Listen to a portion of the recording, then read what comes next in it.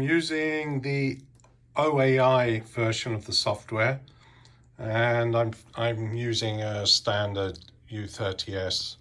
There's the board. So I've taken a reference image. Okay. Now I'm going to go to the interval display. I'm going to use the image I just took as my reference image,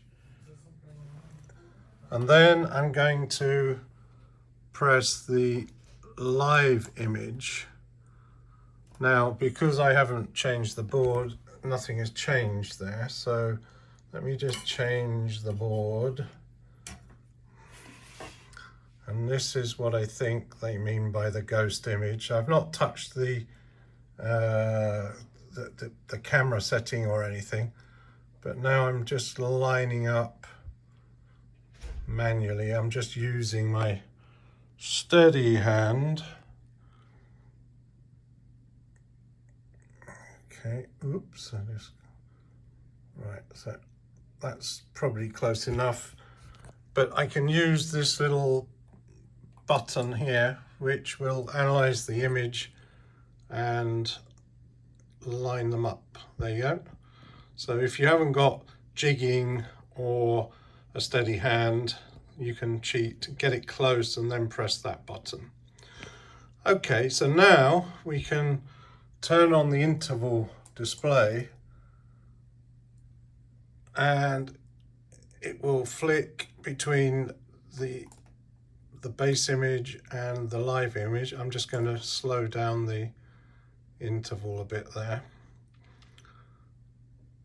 And even with, I mean, this is a fairly crude example, but it's pretty obvious what the difference is. If you want to stop it, you can then use the slider, and that's now 100% the live image. And if I move it to the other direction, whoops, where is it?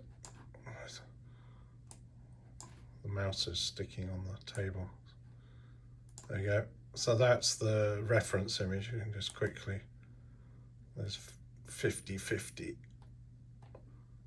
There's 100% live.